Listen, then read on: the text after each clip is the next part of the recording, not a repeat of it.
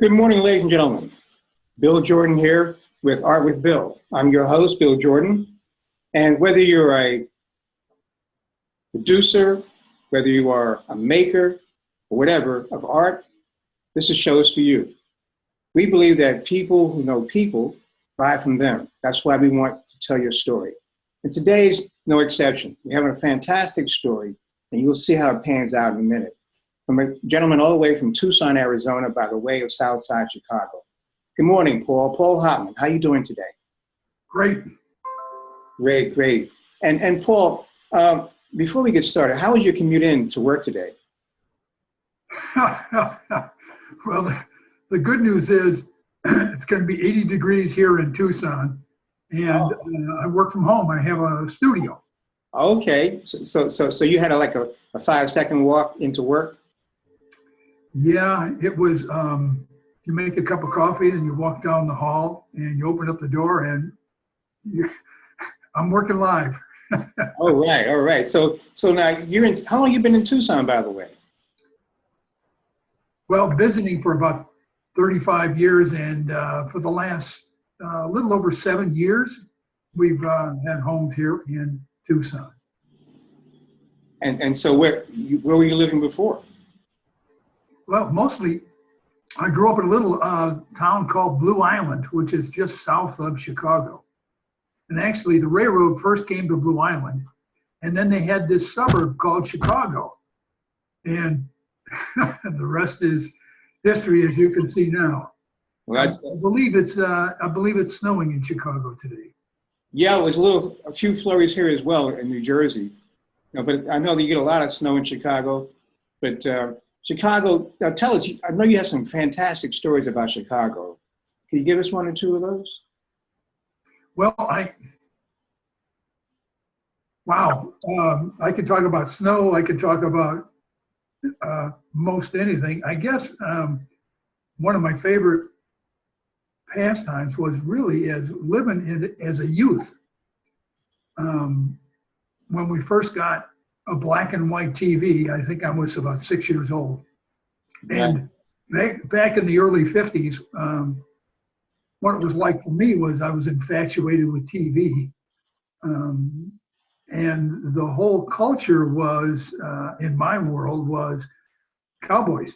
So there were all kinds of stations that went into the 50s through the 60s and even into the early 70s. We watched programs on TV, particularly Sunday night. It was animal programs like Lassie, Wild Kingdom, but my favorites really were the Westerns, watching Hopalong Cassidy. Hopalong Cassidy. Now, who Hopalong Cassidy, for those who don't know, was my childhood idol as well. And so is that how you got involved in the kind of work you do now? By the way, what kind of work do you do, your artwork? How would you just define your artwork, Paul? Well, it's scratch board. So what I do is I practice the fine art of scratch board. I work with collectors of wildlife art who want to experience an ongoing connection with nature. And I do this on a daily basis. So scratch board, it's pretty simple. It's the oldest art in the world. Really? How's that? Explain that to me. How did that come about? Great. Do you know what a petroglyph is? Yes. Okay, so a cave woman, caveman took a hard stone and created a divot in a soft stone. And then took the minerals out of the soil and pushed it back into the rock. So in essence, that's called scratch-a-rock. Now how it's at present day, I mean, you can go all over the world and you see lots of petroglyphs. Today, scratchboard is a representation of that. So it starts with a piece of masonite on the bottom. There's ink on top, and then in the middle, like an Oreo cookie, it's white soft clay. So I literally take a needle and scratch. I scratch the board. I do two things. I'm taking off the ink I am then also creating a divot, a very small divot in the clay.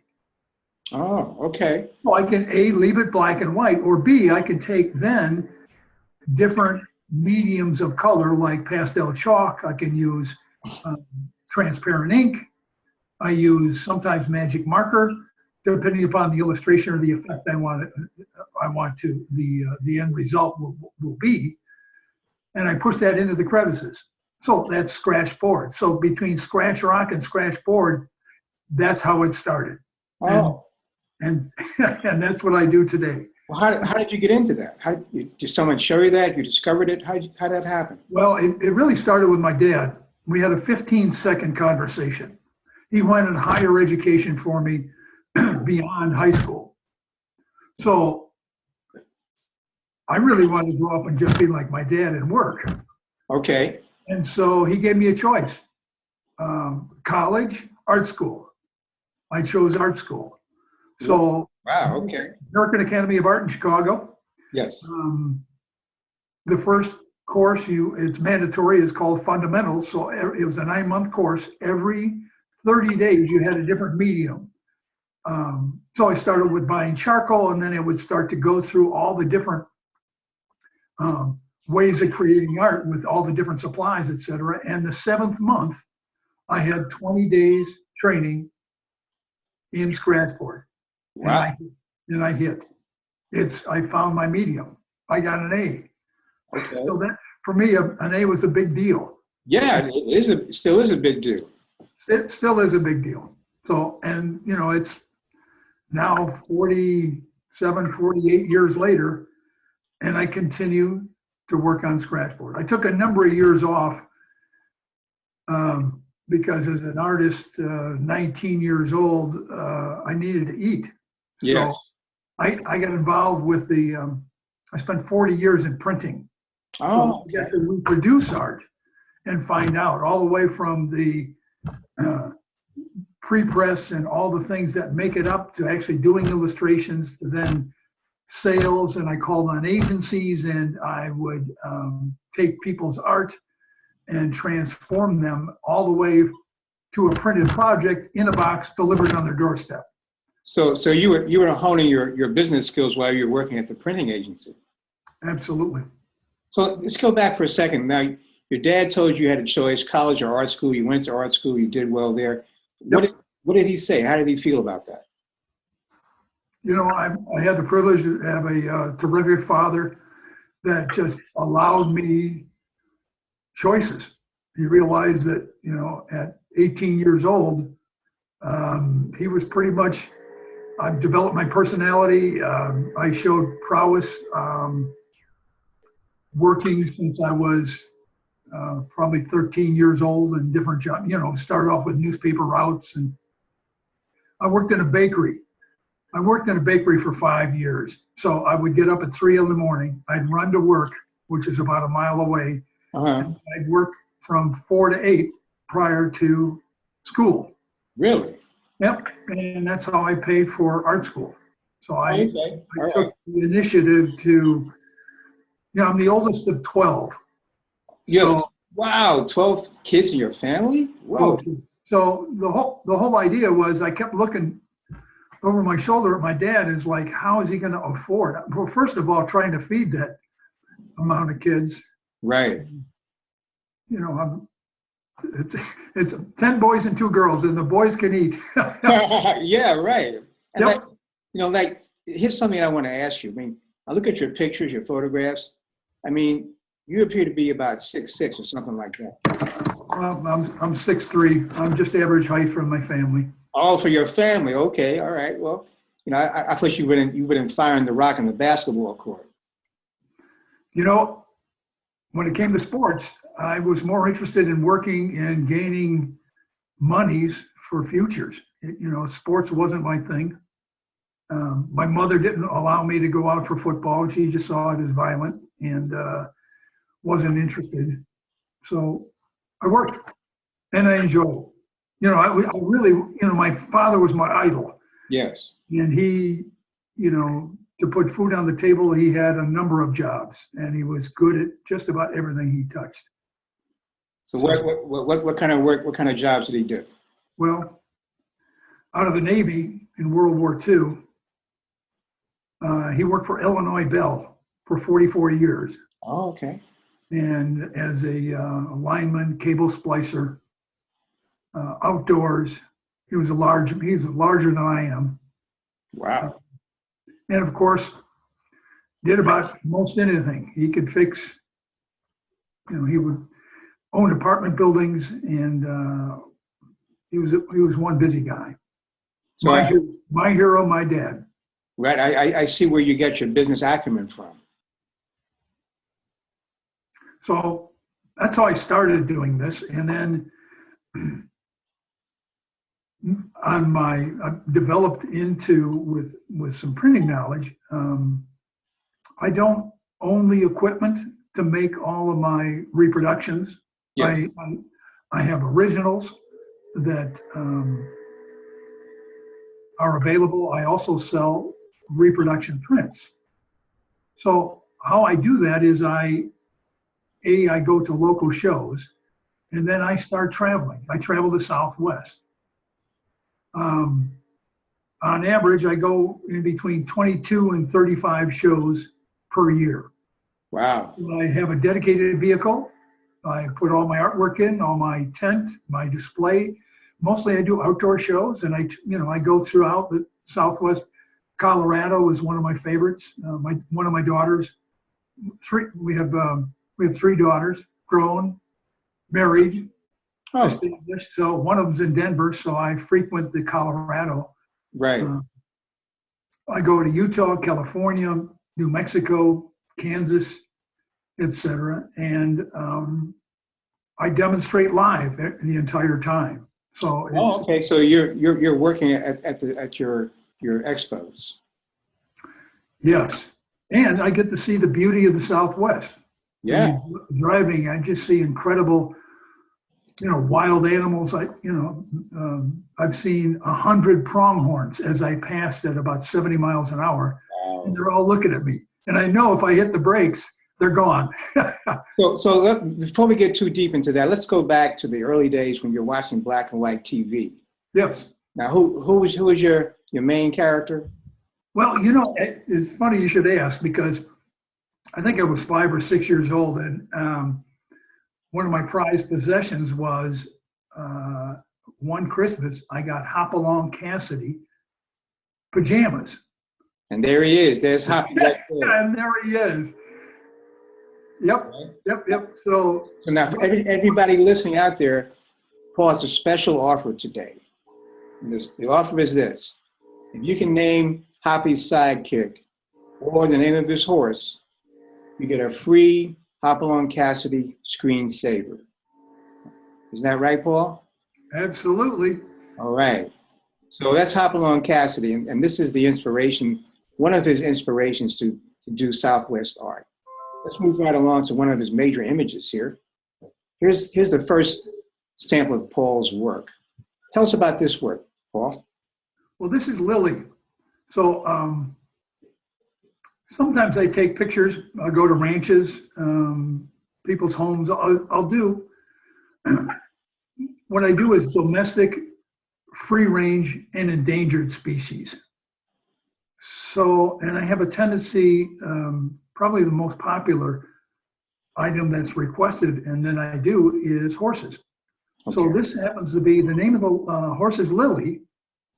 Marcia is the owner. She has 2 horses,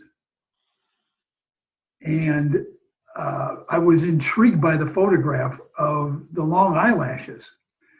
Yes. The breed is called a Halflinger, and it's a cross between a Belgian workhorse and a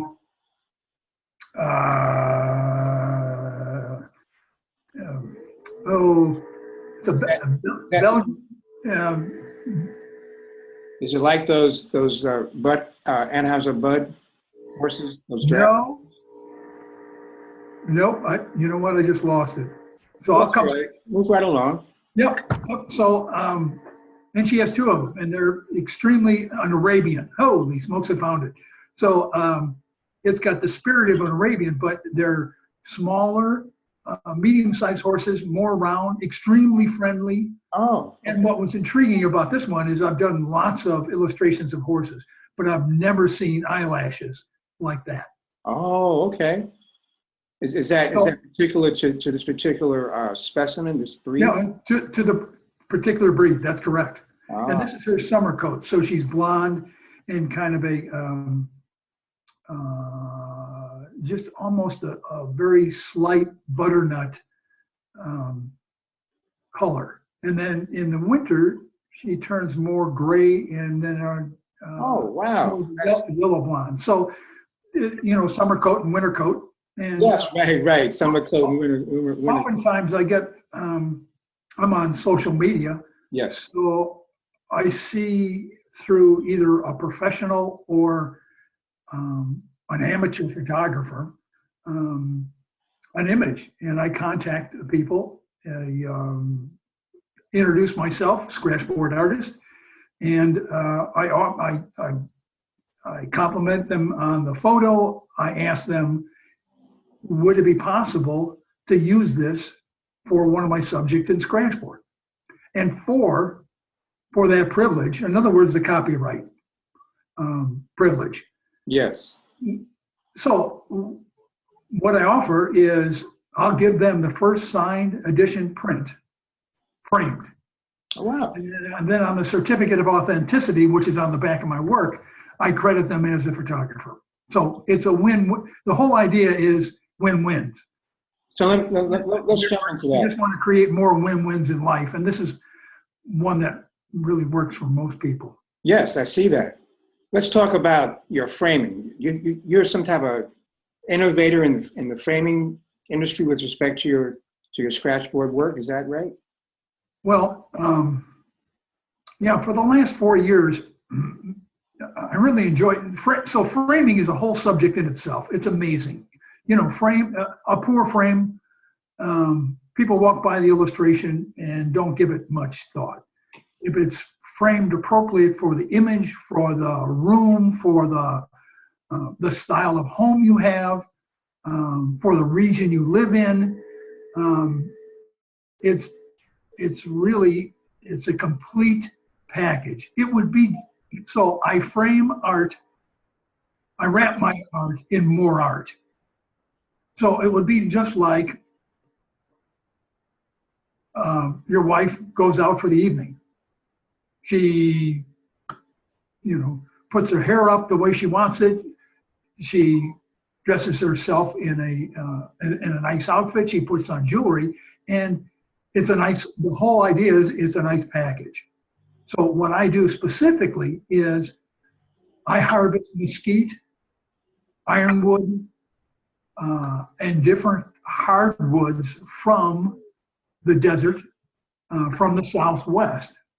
And I work with a couple different woodworkers, retired woodworkers or cabinet makers, etc. Mm-hmm. And they run it through a sawmill and create a frame. Oh, okay.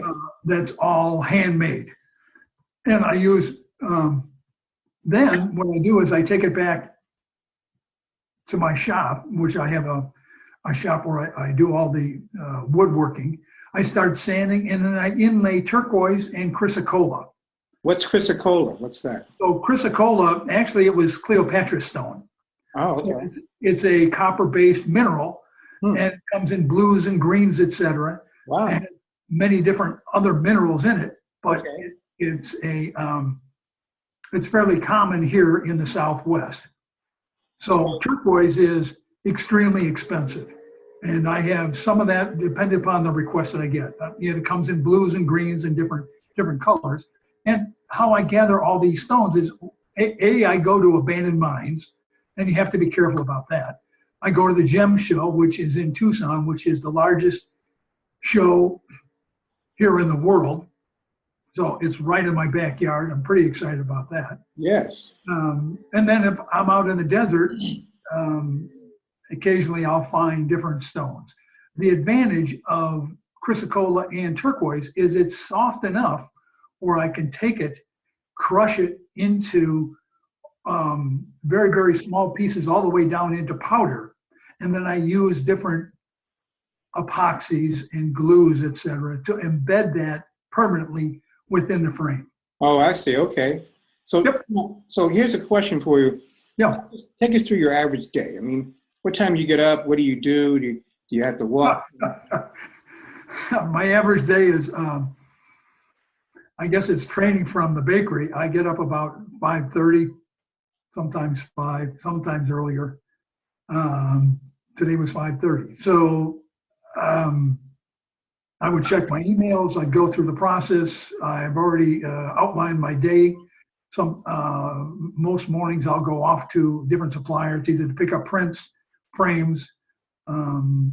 I'll come back. I'll work in the shop for a little while, creating the frames or household chores. And then I have a tendency to want to go into from 10 to about 2.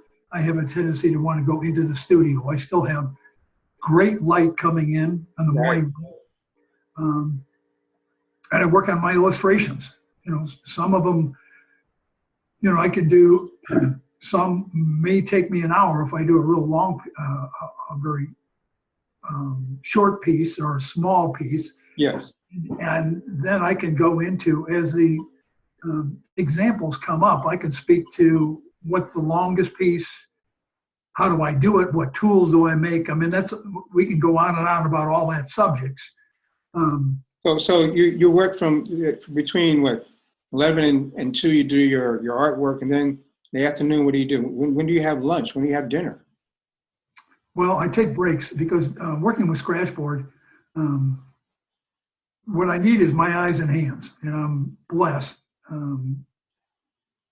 So every about 10, 15 minutes, I need a break because I'm tall, I bend over my easel, so I have to do stretching, and I stretch before I work on a scratchboard. I go up, get a cup of coffee, I take a break because the strain on your eyes and also muscles, because I'm using a hand motion. Yes. So I often take breaks. I can work for as much as 3-4 hours, but they are systematically scattered in with breaks. So do you have some type of workout regimen or something? You do lift weights? Do you run? What do you do? Weights, really to take in. I do hand exercises, etc., to get flexibility into. You know, it avoids or helps minimize arthritis and any tension in hands. Right. But absolutely, you know, I have to loosen my body up because I then go into more or less a very confined area working with a needle, you know, and right. might do minuscule, I might do dots, I might do scratches. In the case of this illustration with Lily here, you could see all the long hairs. I would go in with an X-Acto knife, the back of an X-Acto knife, as a matter of fact, and go in and create the long ones. How long did it take you to do this one? About 100 hours. Wow, man. You know, if you can go in and see the eye itself, it was done with nothing but dots. So I used 5 different instruments, 5 different gauges of needles or instruments to do this illustration. Wow.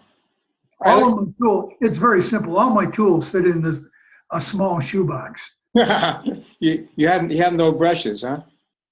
I have minimal brushes. You know, they're very fine, and you know, I use them occasionally. Mostly, it's just scratching. How'd you get the tone variance? How do you get the whites and the browns? How'd you get that?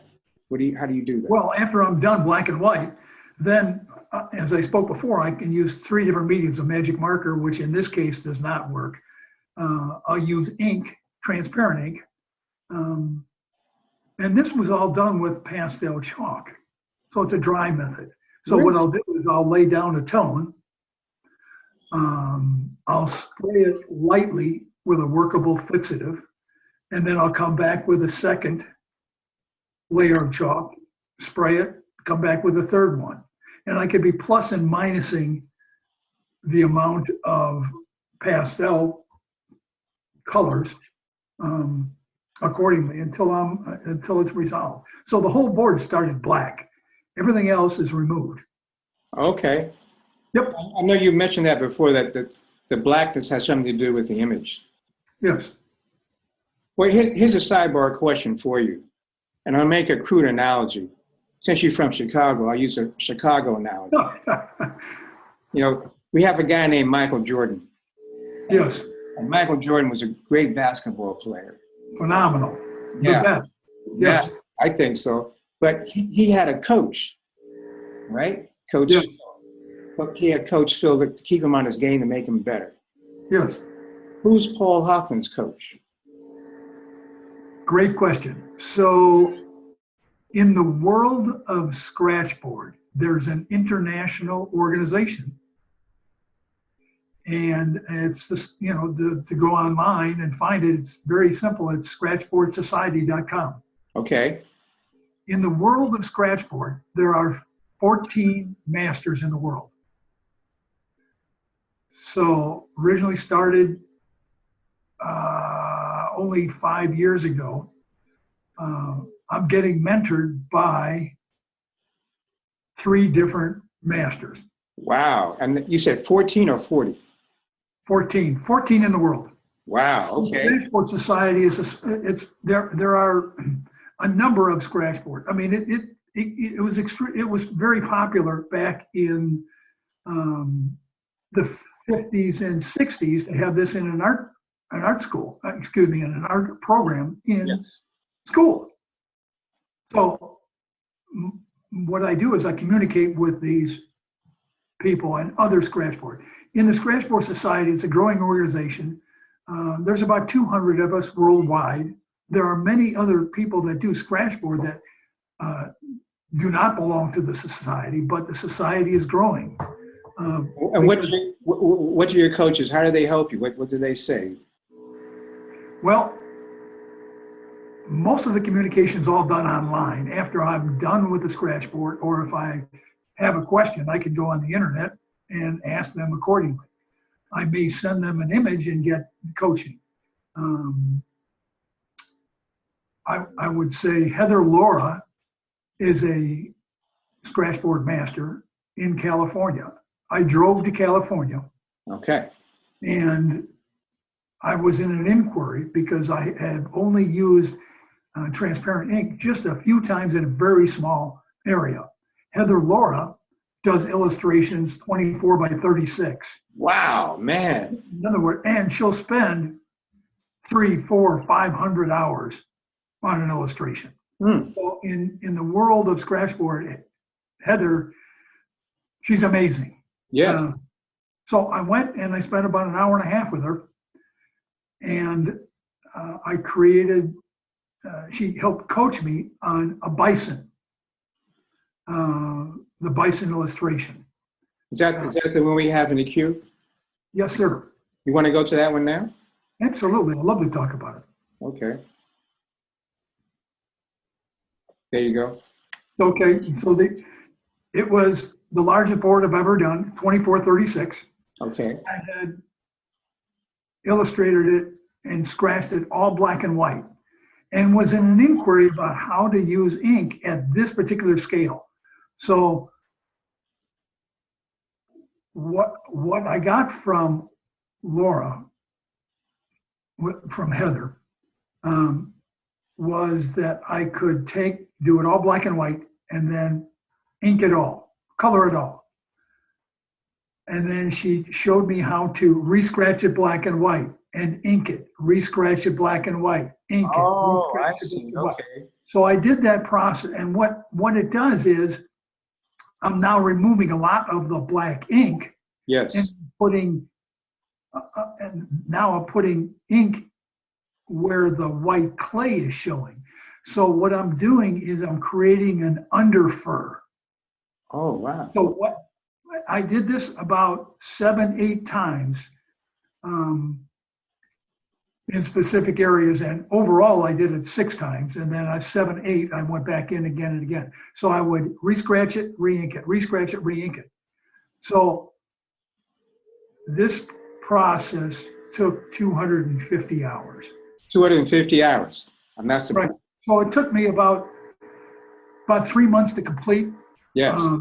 And in the meantime, I was working on smaller works where I could give it some time in between inkings, and then I would gain a new perspective. And then when I went back to do the illustration, I had a good starting point.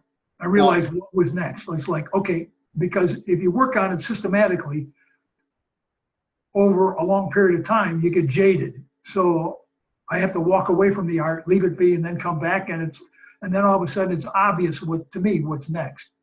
So Paul, this is a wonderful piece. I love it. Well, it was the first one that I got voted in as, Paul, this is master work. Yes, no doubt. Is this piece is for sale? Sold. All American. Congratulations. It was yes, it was put in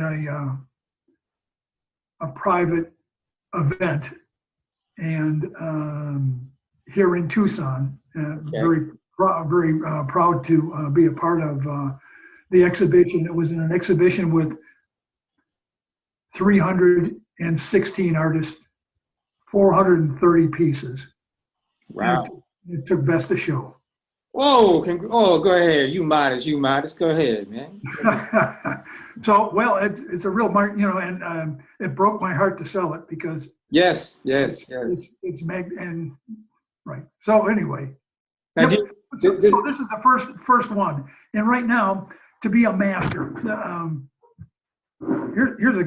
here's a fun conversation. To be a master, you need 10 pieces to be voted in by 3 masters. Okay. Judge and jury. And it's not only that, then they want to know who you are in the world for promoting Scratchboard. Are you published? Yes. What national magazines are you in? What museums are you in? How many awards have you won? What prestigious galleries are you in? In other words, it's all encompassing. It's not just, I was explained, it's not just the work. So I'm working on it. Yeah, I see. I was saying you have also, let's go, here you have, this is your book you've written, right? Yes. You tell us about the book? Sure. So as I go to these different shows, people ask, Paul, do you give lessons? I'll be in Denver, and I say, sure, you need to fly to Tucson, and of course that doesn't work. Yeah.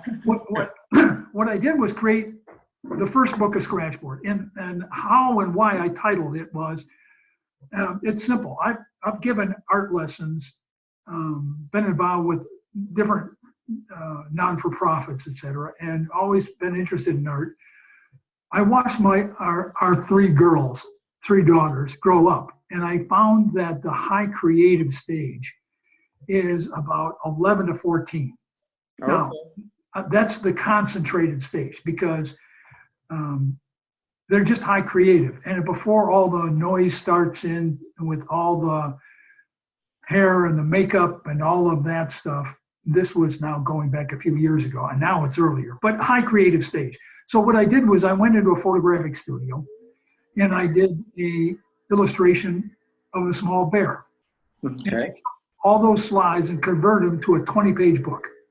Oh. And it's the first book of Scratchboard. It tells you exactly how I do this work. And I offer it online or at my booth. And it comes with 4 Scratchboards. It's a book, a tool,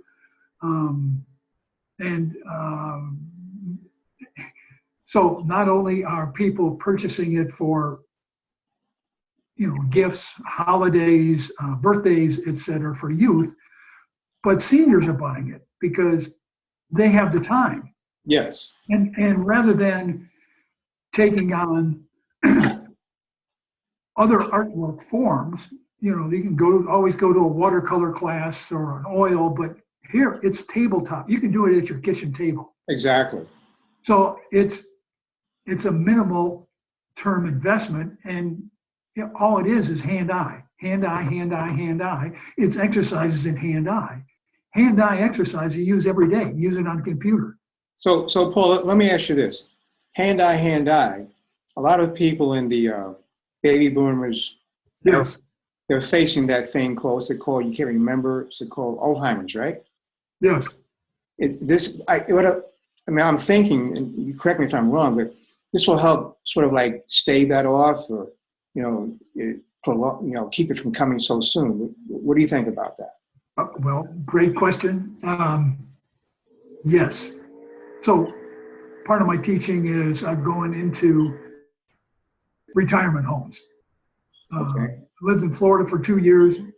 I call them silos because they're literally floor after floor after floor. And I would go in and give art lessons just with a pencil and paper. Yes. It was amazing. Most are women, and majority had arthritis, carpal tunnel syndrome, etc. And it's so inspiring. My experience is it brought tears to my eyes, and I start. Tell no, come on. Start that because I literally, one exercise I had, Yes. it was hand-eye, and I would take them through different exercises. And they'd take a pencil and a paper and then some magic markers if they chose color. And I would go through exercises like when you were 5 years old or 6 years old. Yeah, right. What was your favorite toy? And they would draw it. And these women in their 70s, 80s, and 90s would turn into 5-year-old little girls. Wow.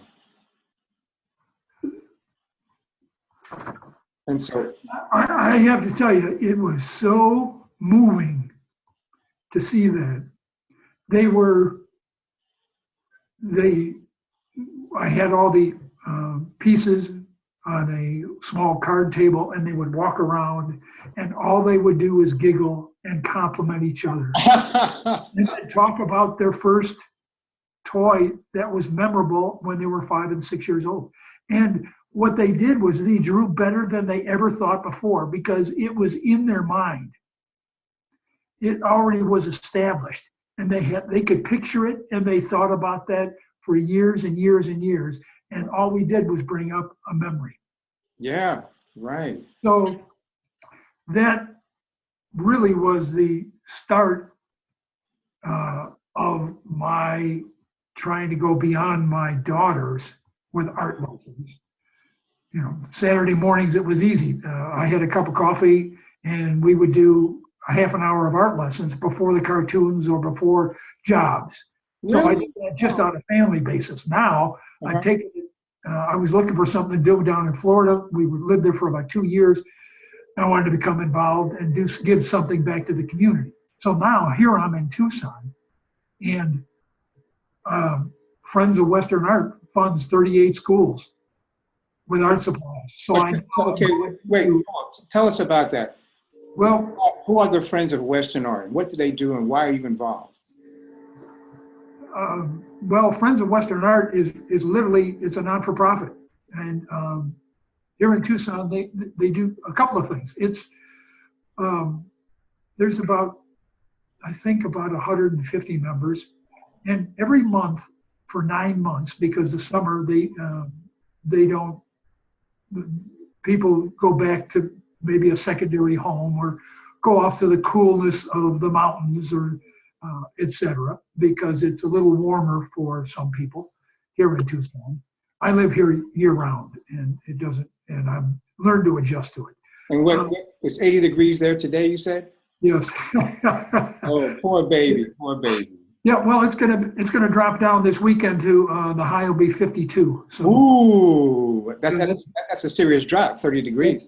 It's brutal. Yeah. So back to Friends of Western Art, what they do is they put on once a month a seminar, and they bring in a silversmith. They'll bring in a potter. They'll bring in a painter. They'll bring in the last time where they brought in lawyers and appraisers on how to appraise art, and then the financial responsibility. We find here in Arizona that some people have tremendous large collections of art, and their kids don't want it. It's not their style. So they're now looking at dispersing their collection to museums. How do you do that? What's the value? And now it starts to become more involved with the finances, and then there's a lawyer involved. Yes. And sometimes it goes to the estate. Well, how do you disperse that? So Friends of Western Art is an all-encompassing education and entertainment in the fact of working, people bring in their works and then work live and explain their medium in detail. So part of their non-for-profit is they've decided to support artworks as long as you do Western art. So again, in the school system here, there's no art in 4th grade. So I'm back to teaching, only this is a more systematic because I'm teaching larger classes, which is a hoot. Yes. So I go into a 4th grade or 5th grade and I turn into a 4th grader. Then we start laughing and telling jokes and etc. And I've actually, they've funded a video, and I have a video of that experience. It will soon be posted on friendsofwesternart.org. How did you get involved with the Friends of Western Art? Well, there's an organization called the Mountain Oyster Club, which is about 60 years old, and it's one of the largest collection of cowboy art in the Southwest, and probably in the United States. Again, it's the average, and they open it up for the public one day a year in the 3rd week in November. So they encourage people to submit their artworks, and you can go to mountainoysterclub.com and learn more about it. Okay. Let's go back to some of your other works. You have some good stuff. Let's talk about this one. So the title is called My Girl. Yes. And this little girl, Jennifer, is a photographer. That's Mom. And she's on her knee with a telephoto lens. Her daughter is 5 years old. She's looking right at Mom, and so is the sheep. Wow. This started back in the early 80s with a rodeo queen who decided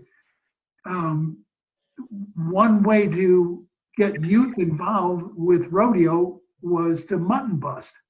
So what they do, the criteria is you have to be in between 5 and 7. Yes. And weigh no more than 50 pounds. Okay. And in the rodeo, as in hanging, bronco buster or bull riding, the limit there is you have to be on the animal for 8 seconds. The bell goes off and now you can exit one way or the other. Okay. In mutton busting, it's 6 seconds. Okay. Well, she won the gold buckle. She hung on for 6 seconds, and this is her best pose. So I go to rodeos, or I go to different shows. I wind up at ranches. I'll actually be going to the Dude Ranchers Association, which I'm very excited about. Yeah. So Paul, it sounds like you like everybody knows you down there because of your work and your social commitment. How's that working out for you? Great. I can't get enough. If I go back to Hopalong Cassidy, I guess I think about, geez, what would happen if I would just ride it directly to Tucson? And I've been visiting through my wife's parents have been here for 35 years, so we've been coming here since the 80s. Okay. And it's just seeing the growth of Tucson. It was just voted the best town for restaurants. It's getting busier. There's high growth, but I only live one block from thousands of acres of desert. And I have wildlife running through my property all the time. Let's talk about that, because we want to talk about these guys. Here's the family of horses, and it's kind of a downer from our uplifting conversation, but share with us what's happening with the horses. Great. Okay, Mark Terrell was a photographer I met in a show in Las Vegas. And he runs the roads in Nevada. So in this particular, to be specific about this illustration, he jumps out of his truck, has his telephoto lens. Here is a band, what they refer to a band of Mustangs. These are free-range Mustangs running wild in Nevada. And what's interesting about this group is you can see the mare in the middle. She's still nursing the colt. You see how round she is at the bottom. Right. The one right behind her is her previous generation, and then Papa is in the background, the dark one. Right? When Mark went up with the camera, they gathered tighter. They looked at him, and then the yearling put his head right over Mom's back. Wow, man. So in essence, the title of the illustration is called The Family. Yes. I mean, this is National Geographic. Yeah. And traveling to different shows and different ranches, etc. Due to this and a few other shots, I've really created moments in Western life. Created a small logo, and I had that on some of my photographs of the illustrations. How do the real Westerner guys, the guys with homes and ranches, how do they respond to this type of work? Well, they respond well with it. I mean, there are moments for any photographer or illustrator to capture. And that's my goal, is to create a moment through my illustration style of scratchboard. Something that's memorable. That's, the goal is that people collect art that they like. And what moves them, in my case, what moves me is really becoming part and illustrating the animal kingdom. There's nothing more majestic, and it's just moments, and it's gone. Whether it's a domestic, people have a relationship with their pets, and that just continues to grow because they can look at them and they know what they're thinking, and the animal knows what they're thinking, and all of a sudden there's a relationship. So you see that in just our domestic. There's the free range, which I do here, and then there's the endangered species, which. So let's talk about that. You were sharing with me that this particular horse is, there are a lot of them in Chicago. How's that possible? How does that happen? The course? No, you said that they have a lot of horses in Chicago. Oh, okay, yes. Well, okay, good. So back to the Mustangs. Thanks for bringing me back to that. And so the 50% of the Mustangs in the United States are in pens in Illinois because the government decided that they were going to re-engineer the herds. So what does that mean, re-engineer? Well, take them and disperse them. They deplete them by rounding them up. In 1972, Richard Nixon, the president at that time, banned helicopter roundups. Meanwhile, it's occurring today. So it's call it what you will, the government's involved with the managing of free-range animals. What is the threat? I mean, why does the government do that? Well, there's many reasons. It's called the BLM, the Bureau of Land Management. So there's the good and the bad. A way longer conversation. The best thing to do is to go to the website at BLM and understand. In some cases, the Mustangs are in places that the food source is not sustainable because of, it's a year of a drought, and then next year the rains come. And Right. so what they're doing is trying to manage all that process, like trying to manage global warming. Why are they taking them to Chicago? That's what they chose. What do they slaughter them there? What do they do? Well, I mean, there's a lot of them that get slaughtered. I mean, some of them, they round them up and send them to Mexico for meat. Ah, There's slaughterhouses here in the West, et cetera. This whole conversation is it's a tough one for me because, my role, or I see my role, is to going in and representing nature. So I'll go into a ranch and I'll talk to ranchers. And I develop a rapport with the animal. Sometimes they're way too skittish. Other times, the first Mustang I did was Red Ryder. And he is written up, he's the most... this Red Ryder? Actually, no, that's Picasso. That's the most photographed Mustang in the United States. He lives, the free-range Mustang, Yeah. in the Sand Wash Basin, which is up north of northwest. It's in the northwest corner of Colorado. It's north of Dinosaur, Colorado. So there's about 400 in this herd. This is Picasso. And then what's unique about him is he's free range, but look at how beautiful the color is. Yeah. In that pattern. And now his offsprings are bearing his markings.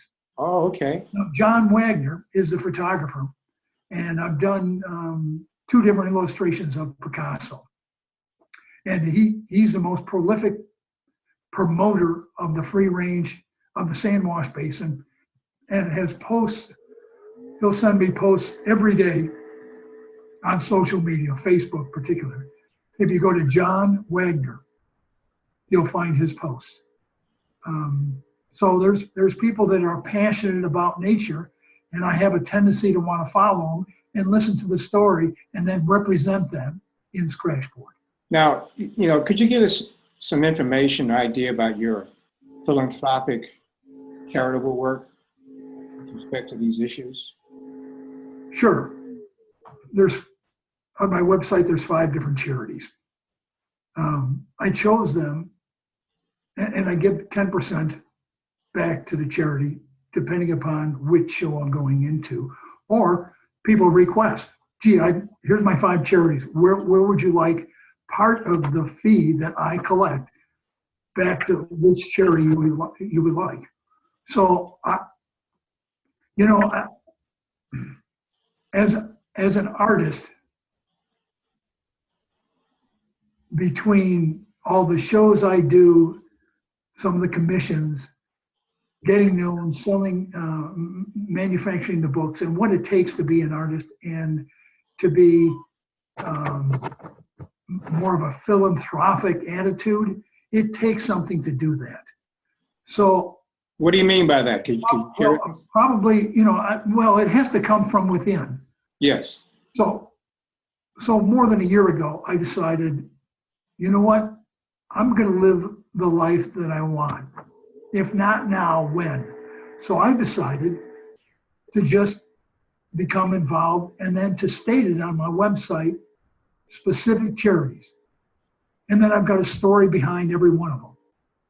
On 3 of the charities, 3 out of the 5, there's a short video that explains the charity.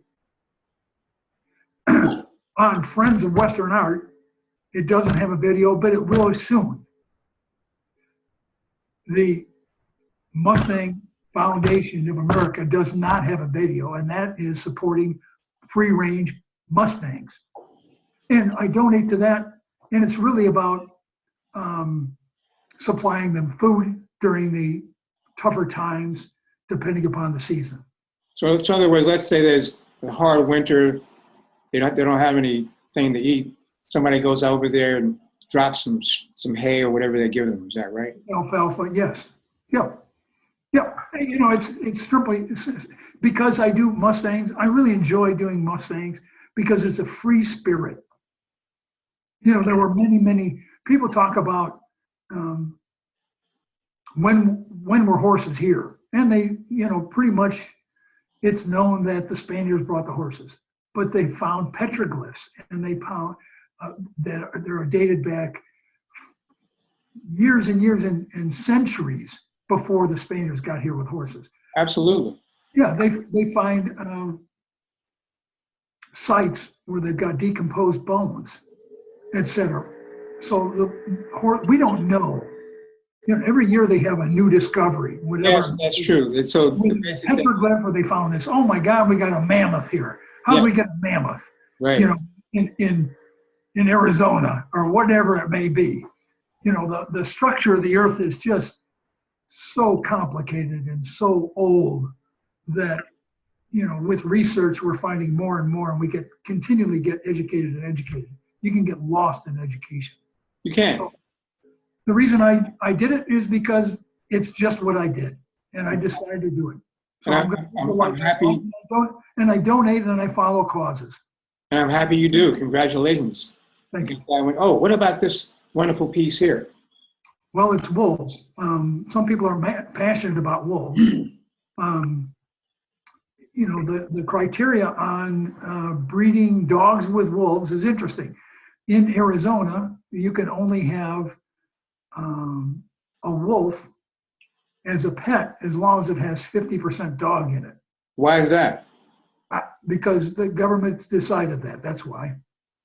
Somebody passed a law, and that's what it is. But I know people that have wolves for pets, and they're amazing. The digestive system is the same. There's not a lot of difference. So it's now going back and get educated. What's the difference between a wolf and a dog? Spelling. Okay. And I'm sure, you know what? I can't address the DNA. I'm not a scientist. But there are many dogs that sure look like wolves. Yeah. I mean, the species evolved over time. So yeah, I've done about 5 different wolves. Some have been requests. Some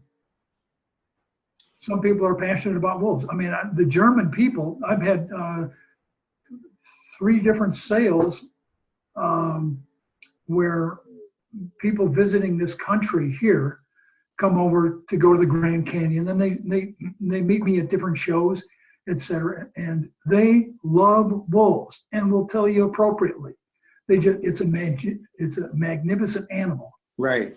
So different cultures have, of course, term favored animals, I would say. Well, speaking of that, let's go look at these. These guys are from Australia, right? Australian blue heelers.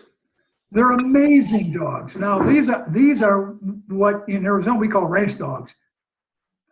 They're extremely loyal, very, very high energy. You cannot put these dogs in an apartment. They develop emotional problems. Okay. You want to run. They're outstanding catalogs. They round up. They're extremely, very, very bright, high intelligence.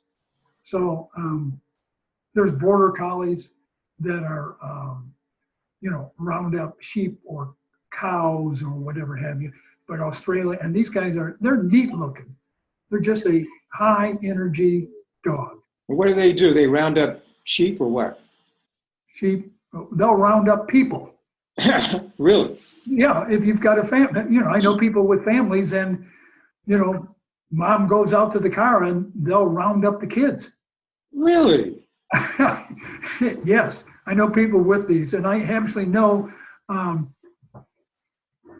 I know the people the owners of this, and he has a massive amount of property on the Mexican-Arizona border, and these are his 2 dogs. How big are they? They look like they're kind of small. They're small. They might be, it depends upon male, female, whatever have you. They might be 30 pounds, 35 pounds. Right. 20 pounds.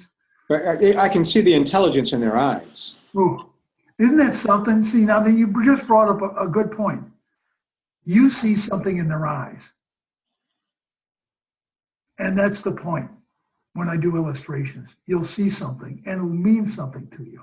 Yes. So it's individual, whether it's a horse or a dog or a mule or any, or a bison. There's something about the stance. There's something about the eyes. Yep. And if you can, and if an illustrator can capture that moment, then you identify. That's something, and that's why people become collectors, because there's something to it. Well, I see. I mean, you were successful here. Thank you. The buffalo as well. I mean, this is your piece de resistance, the big one. Can we expect to see any more, or when are you going to do another piece like this on this magnitude, this type of effect? I have on my table several. Oh, I just finished a lioness, which is magnificent. okay. I have a Alaskan brown bear, sow and cub, looking right at you in the woods. Whoa. And the big one is 36 by 24, and it's an Alaskan moose. Ah, okay. Who's infamous by the name of Hook. And it's going to take months and months to do.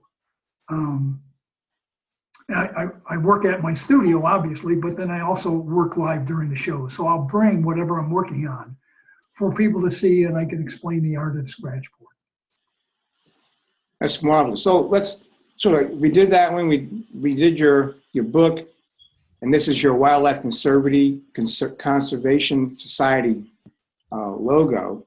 Yes. And this is one of the charities that you support. It is. It was established back in the late 1800s. It's the largest society for conservation. It supports 60 different nations. And it's, it might be the bison, which is endangered. The bison is endangered? Why? I thought we got the bison back on the chart. No. What about all those buffalo farms I keep hearing about, those ranches? Yeah, exactly. Yeah. And it's still, there were millions and millions, and they brought it back from extinction. and there are also, some of them have disease. Oh, well, that's... I mean, it's a whole nother stuff. How many bison are there? Under 50,000. Oh. From millions and millions. Right. Well, but the Wildlife Conservation Society supports amphibious animals. Okay. Lowland gorillas, lions, elephants. So it's the largest organization that I know of. What impressed me about this one, and what I do is I go back into the analytics of the organization. 82% of the funds they collect go to the 60 countries and the causes directly. That's good. That's very good. 14% go to the promotion and securing the marketing for securing more funds. 2% is to support the salaries of the people. So they take 2 cents out of every dollar donated just to take the organization and move it forward. That's commendable. Yeah.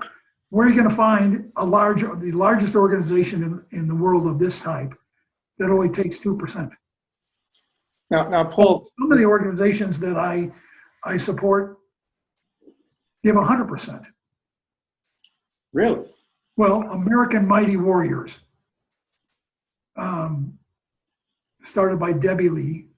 Her son was the first Navy SEAL, the first SEAL shot in Afghanistan. Okay. So she's met with President Bush twice. And what she is about, and I contribute, and I've got notes back from Debbie. She lives, she's founded here in Surprise, Arizona, American Mighty Warriors. Oh, And it's for all about the families. So, a military man passes. What about the family? What about the wife? What about the kids? What about the mother? right. That's a hard life. 100% goes back. Right. So it's, you know, I mean, it's military. So, you know, there are a number of military organizations asking for funding. Great. yes. Go to the analytics and find out truly how much goes to the veterans and their subsequent causes or their needs. So, you know, I've queried all of these, and I give them far more than just the 5. I support Boys and Girls Club. That's American Cancer Society. I mean, as an artist, artists get solicited on a weekly basis for a charity, especially toward the end of the year. okay. And I give to many more people, just like a lot of other artists do. It's just part of who we are. You know, we're visual, we're self-expressed. We all do this not only for our self-enjoyment, but to make a difference. Well, Yeah. I'll say that you're This is making a difference now in the Thank sense that looking at your images, it makes me be thankful for what you do because I live in a urban area, it's concrete jungle. When I see your images, I feel like I'm back in nature and it makes me feel calm and relaxed. Thank you. There we are, ladies and gentlemen. There's the man who made it all possible, Paul Hopman, artist, philanthropist, philosopher, and just overall great guy. I really want to thank you for coming on today, Paul, and for those listening and watching. This whole interview with Paul Hopman is brought to you by courtesy of the composition efforts of the Academy of Composition. Go to core80.com, check it out, talk to Don Victor over there, and he can help you with any artistic snafus you may have. And again, we believe that people buy from people they know, and the best way to tell your story, right, is through a candid video interview so they can know who you are. And so with that being said, let's thank you again, Paul. And, you know, ladies and gentlemen, join us next time, and ciao out.